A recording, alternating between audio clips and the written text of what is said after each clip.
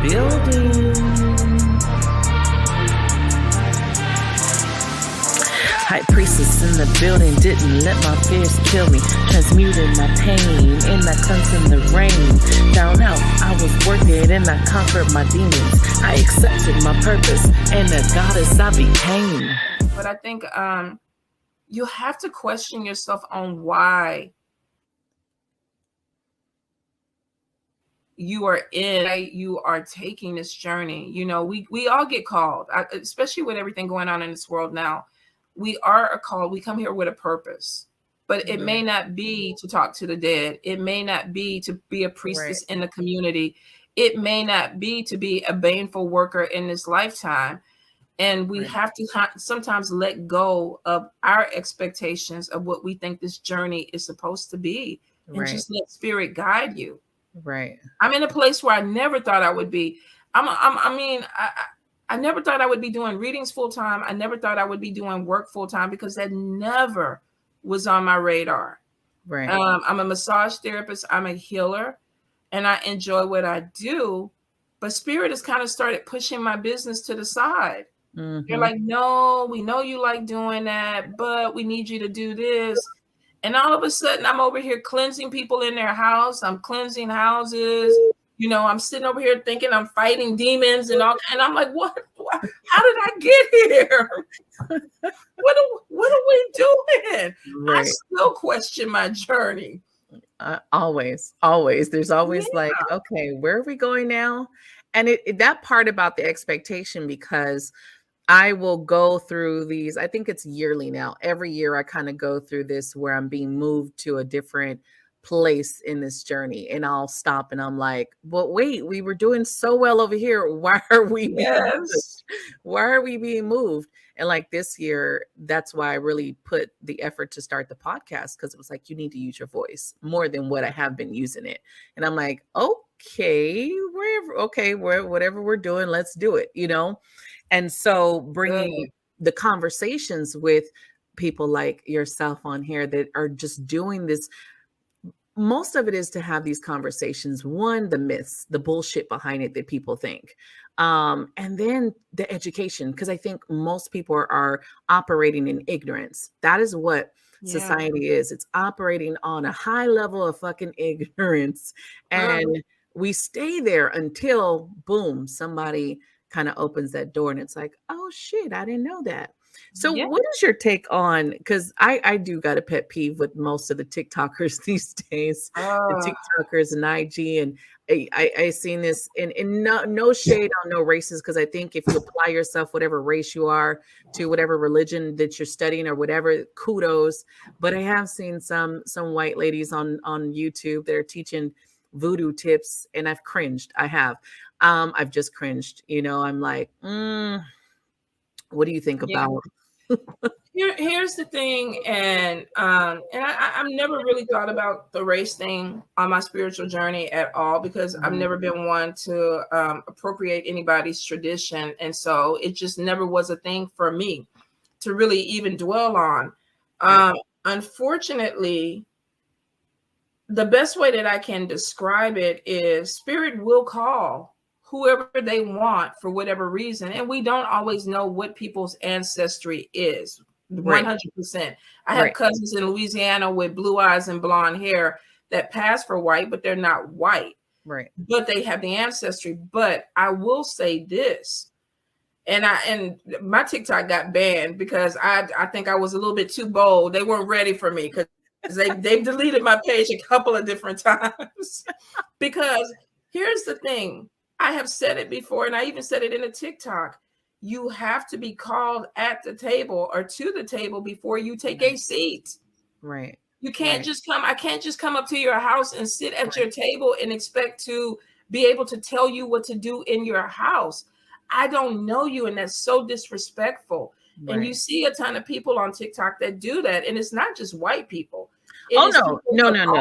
I just happen to hear a lot of people get offended. And I know even like myself, when people see me, they automatically think I'm a white lady. Like, and I'm like, well, the white people know I'm not. You know what I mean? If it's a different race looking at me, it's automatic like, who's this white lady on here, right? You really, for some people, you cannot tell. You cannot tell. You know, we all don't look. We come in, you know, all these shades, these beautiful shades of color, but Right. we're black, Right. or we're ethnic, or we're people of color. Right. But I think if you are a non-person of color, it doesn't matter what that 1% or 2% African blood says on your ancestry, you know, thing. You Right. have to be respectful when you come into African-based traditions, because you don't know the history. You Right. haven't gone through the things, and some of them do not have the trauma. They don't have the trauma memory of what happened to people.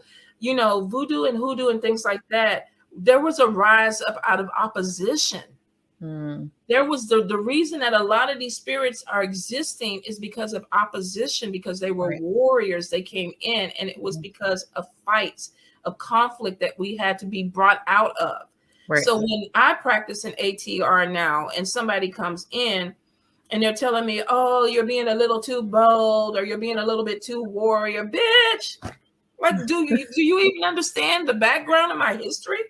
Do you understand ancestry? So before you come in and tell me how I'm supposed to be, how I'm supposed to work with my spirits, check yourself. And that would be me going into any other tradition. I'm not going to go into Ifa or Santeria or, you know, Palo and be like, "Oh, let me tell you how it's supposed to be." Right. That's not what you're supposed to do. You're coming in gracious. You're learning. And if you have people that are willing to teach you, then you stay humble and you are gracious. But all these people that are out there creating brands and these big platforms talking about stuff that's not even right. Right. You know, I've seen the craziest stuff on TikTok, like the woman with the little things that talks to Dantor, and the little I think I've seen her. I think I've seen her come across my feed sometimes. There's so much misinformation in that, so much, and I just scroll. I can't even waste the brain energy anymore. I don't follow. But I think it's a very disrespectful thing, and I think that eventually, if you let people like that continue to talk, it really separates them from real. Right. The sad thing is that you have people where people think followers mean that you are legit. Followers and the number of followers has nothing to do with your legitimacy at all. Right. You can have two people that follow you and respect you as a practitioner or a spiritual leader or healer or whatever, and then you can have 30,000 people that know of you. Right. But there's a difference, you know. This year, I had so much bullshit gossip and stuff that was started with a whole bunch of people about me. And I was like, whoa, you know, I was kind of like, every time I would hear something like, whoa, damn, I must be badass. And I don't even know I'm badass. But it was the craziest thing because their energy and their words were giving life to something that was not me. Right. You know, and some of it was good. I'm not going to say all of it was bad, but it wasn't true.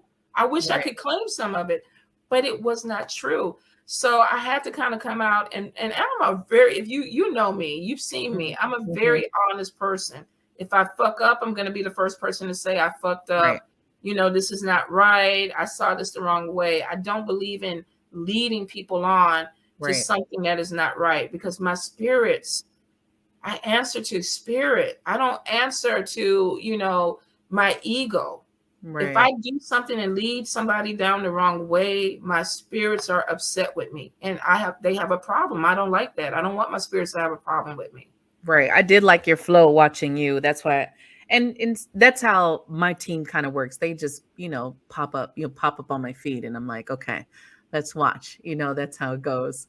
But that's the thing. People are in their ego. They're feeding their ego of being popular. And one thing I always tell everyone, I don't give a fuck about numbers. So I don't care how many people follow me. I don't care how many people are on my live. I'm not looking at numbers. I don't want to be Miss Popular. I'm going to say some real shit. So most people aren't going to like what I have to say and bring to the table. They don't want to be corrected. It's you're saying the real shit and they need to hear it, but they don't want to be corrected. Right. Because then if you're telling them the real stuff, then it's like, okay, you know, this shit that I've been doing wrong, or this shit that I've been posting, I got to take this down because it Right. doesn't, but they don't want to Right. do that. Right. But that's ego. Oh, hell yeah. I agree. You need to, if you're gonna practice, like my family, you know, the African side comes from Cuba, which is Santeria is the baseline, right? But Yes, I don't practice Santeria. I've never studied it. It wasn't passed down because my grandmother was just like, no, you know. And so absolutely. things were not passed down to me. Now, do certain things, like I say, have called to me in this journey? And, you know, I do kind of look at that. Yes. Do I practice? I practice in a way of my intuition, but I do believe if I was going to practice that, I would have to go through it. You know, that is finding that person to teach me. And I do believe that if Yeah. you're going to do it, find someone who's authentic, Do who's it all right. real, and go through the process. You know, I'm not going to walk around and say, you know, I'm crowned in whatever the fuck of, you know, no, I do my own little, I do my own little practice just free because I'm a rebel. Just this There, you know, rebel energy. and I 100% respect that. I think Mm, that your journey should be free. I think your journey right, should be like you should be wide open, because there's so right, many possibilities that spirit will give you. I don't know where this thing comes in, where people think that everybody needs to be initiated or everybody needs to right. have a title. That's what you Eh, hear. But you don't, I Unfortunately, that's mean, what you hear. I've come yes, through so many priestesses of Santeria and will constantly say this, that, and the third. And it's like, I hear what you're saying, and what spirit's in my ear right now. It's like, I hear what you're saying, but I'm not being called to do it that way. You know what I mean? And it was yes. like they could not get that, like you're doing it wrong, or if I'm not honoring my ancestors in the right way. And it's like, I'm very connected to my team. I think I'll be the first one to know when I'm not doing something right. But that's the Absolutely. ego to tell you you're doing it wrong. And I'm like, okay, not everyone needs to go and join. Not everyone needs to.